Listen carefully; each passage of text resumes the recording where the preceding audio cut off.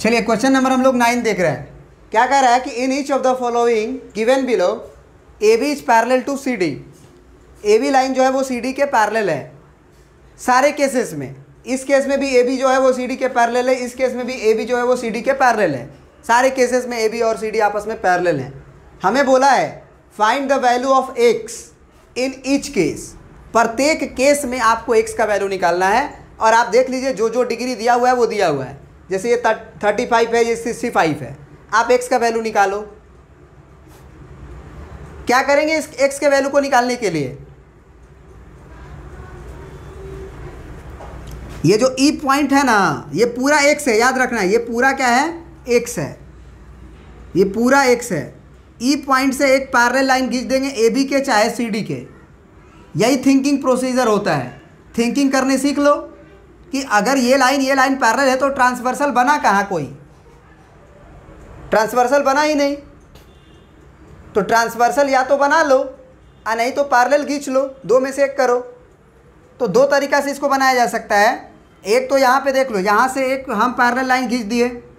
तो अगर एक पैरेलल लाइन खींच दिए तो ये वाला एंगल केवल ऊपर वाला एंगल बताना, केवल ऊपर वाला एंगल बराबर होगा। इसका मतलब ये 35 हो गया, केवल ऊपर वाला, याद रखना।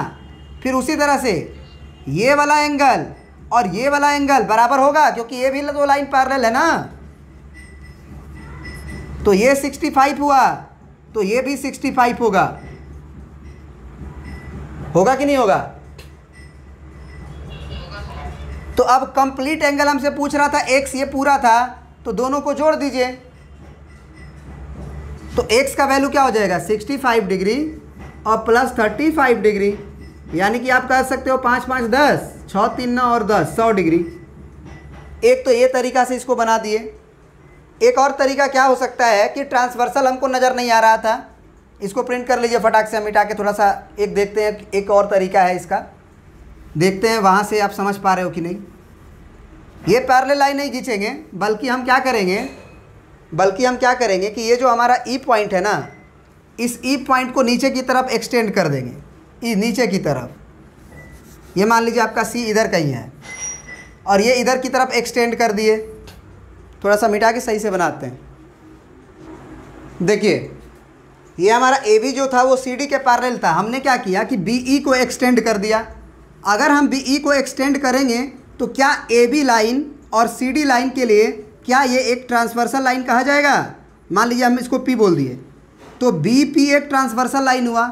तो अगर ये ट्रांसवर्सल लाइन हुआ तो आप ये कह सकते हो कि अगर ये 35 डिग्री है तो ये भी 35 होगा। और अगर ये 35 होगा, ये 65 होगा, तो क्या ये एंगल हम निकाल सकते हैं? ट्रायंगल के तीनों एंगल का सम 180 डिग्री होता है। ट्रायंगल के तीनों एंगल का सम 180 होता है। और ये एंगल अगर निकल जाएगा तो हम फिर से बोलेंगे कि ये पूरा कंप्लीट एंगल 180 होगा, क्योंकि लाइन है ये।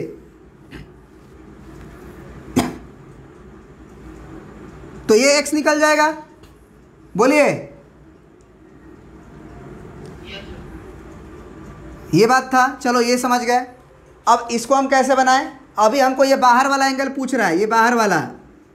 तो अभी के थ्योरी के मुताबिक ये लाइन और ये लाइन पैरेलल था, तो ये वाला एंगल क्या आया था? इन दोनों का जोड़ आया था कि नहीं आया था? तो अगर ये दोनों का जोड़ है तो ये 55 और 25 कितना हो जाएगा? 5 5 10 और 5 2 7 1 8, 80 डिग्री हो जाएगा।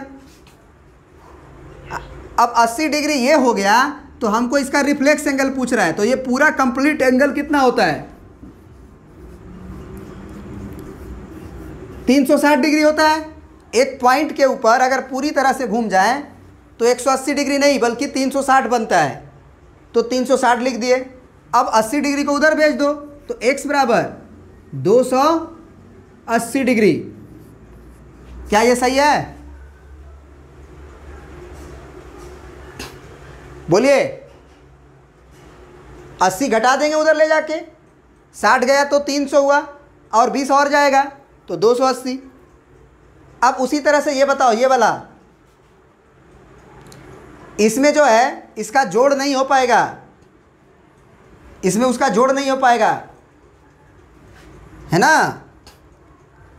तो एक तो ये तरीका से बना दिए मान लो इसको, लेकिन अगर मान लो सबसे पहले ही क्वेश्चन बना रहे हो तो कैसे बनाओगे? तब तो मान लो ये क्वेश्चन अब तुम नहीं बनाओ, ये फ्रेश क्वेश्चन दिया गया है, तब कैसे बनाओगे? तो वही वाला कहानी यूज करेंगे, वही वाला कहानी यूज करेंगे कि एक पैरेलल लाइन खींचेंगे। अब एक पैरेलल लाइन खींचेंगे तो ये वाला एंगल और ये वाला एंगल बराबर होगा, तो ये 55 हो गया। फिर बोलेंगे कि ये 25 है तो ये वाला एंगल फिर 25 होगा, क्योंकि ये लाइन और ये लाइन पैरेलल है। तो फिर सम आ गया तो ये आ जाएगा। ये कंप्लीट हो गया, आप समझ गए होंगे दोनों तरीक़ा से। थिंकिंग ही आपको सीखना है, सोचने वाला कहानी भी आपको सीखना है, बाकी सब आप कर सकते हो। अब यहाँ पे आते हैं, यहाँ पे हम क्या करेंगे, हमारे पास दो तरीका है। एक तो इसे आप पैरेलल लाइन खींचो और नहीं तो आप इसी को एक्सटेंड कर दो और इसको एक्सटेंड कर दो, दोनों तरीका से बन जाएगा। चलो हम दोनों तरीका से आपको बता देते हैं। इसको प्रिंट कर लीजिए, इसको मिटाएंगे हम। अब देखिए इसको कैसे हम दो तरीका से बनाएंगे। हम कहेंगे कि ए बी के पैरेलल पॉइंट ई से एक लाइन खींच दीजिए जो पैरेलल होना चाहिए, है ना। तो मान लीजिए कि ये आपका ई क्यूब है, मान के चलिए। तो अगर ई क्यू जो है ए बी के पैरेलल है तो अब की बार हम ये वाला एंगल को बराबर नहीं कह सकते हैं भाई, लेकिन ये कह सकते हैं ज़रूर कि 116 डिग्री और केवल इतना को जोड़ेंगे तो ये एक ही तरफ के इंटीरियर एंगल का सम हुआ तो वो 180 होगा। सही है जी।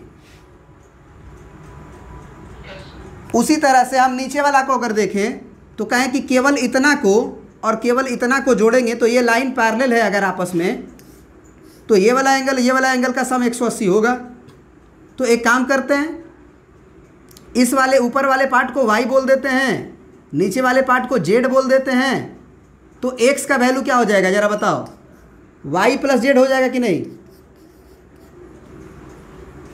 हाँ हो जाएगा, क्योंकि ये एंगल हम y माने, ये एंगल z माने हैं। तो अब y बराबर निकालना होगा तो हम लिखेंगे कि y प्लस 116 डिग्री ये 180 डिग्री के बराबर होगा। कारण क्या है? कारण क्या है? कारण क्या दोगे बताओ? लिख सकते हो ना, आप लिख देना A B is parallel to E Q and A E is transversal, then sum of interior angle of one side of transversal A E is 180 degree. लिख दिए। अब y का वैल्यू आपका निकल गया 180 डिग्री में से आपको घटाना है 116। तो घटाने का भी तरीका है, ऐसे घटाओ। सबसे पहले 100 डिग्री घटा लो, 180 डिग्री ये है और ये 100 डिग्री है, तो 100 तो पक्का जाएगा। तो 80 डिग्री बचा, 16 डिग्री बचा। अब 80 डिग्री में से 16 डिग्री घटा लो, कितना बचा? 64 डिग्री। समझ में आया? ये y निकल के आ गया। अब जो है z का वैल्यू निकालते हैं, तो z प्लस 124 डिग्री ये होगा 180 डिग्री के बराबर। तो z बराबर क्या हो जाएगा? 180 डिग्री माइनस 124 डिग्री। तो ये यहाँ से z का वैल्यू कितना हो गया? 180 में से 124 घटा दो आप। पहले 100 घटाओ, पहले 100 उड़ाओ, तो अब 80 और 24 बचा। 80 में से फिर 20 हटाओ, 80 में से पहले 20 हटा लो, 24 हटाना है ना, 20 हटाओ खाली, 60 हुआ। 60 में से 4 हटाओ, 60 में से 4 हटाओगे कितना बचेगा? 56। तो z का वैल्यू 56 डिग्री हो गया। घटा के देख लो। अब y और z निकल गया। x पूछ रहा था तो x का वैल्यू y प्लस z था। इसका मतलब 64 डिग्री और 56 डिग्री जोड़ना था। तो 6 और 4 10 और 6 5 11 1 12, 120 डिग्री, 120 डिग्री। एक ये तरीका था। और एक तरीका क्या होगा मान के चलो, बहुत सारा तरीका होगा, और लड़का और तरीका भी सोच सकता है। और भी क्या तरीका हो गया ज़रा बताओ आप हमको। हमको ये x का वैल्यू निकालना था, सुनना ध्यान से, प्रिंट कर लेना। ये हमको ये पूरा कंप्लीट एंगल निकालना था। हम क्या करेंगे, ये पूरा कंप्लीट एंगल निकालना था। हम क्या करेंगे कि इस पॉइंट को हम एक्सटेंड कर देंगे नीचे की तरफ। अब नीचे की तरफ एक्सटेंड कर देंगे और इसको भी एक्सटेंड कर देंगे। तो भैया ये वाला लाइन ए बी और ये जो डी से सी की तरफ आया है, मान लो ये पी बोल देते हैं, तो डी पी पैरेलल हुआ पैरेलल। तो अगर ये पैरेलल हुआ तो आप क्या कह सकते हो ज़रा बताओ? आप ये अगर 116 डिग्री है तो ये 116 डिग्री बोलोगे? और ये 116 डिग्री हो गया तो ये निकल जाएगा कितना, 64 डिग्री हो जाएगा। अब ये 64 डिग्री हो गया। अब ये एंगल निकालना है, ये एंगल आपको पता है तो ये भी एंगल पता है आपको ना। वो 124 डिग्री है तो ये अंदर वाला क्या हो जाएगा, 56 डिग्री।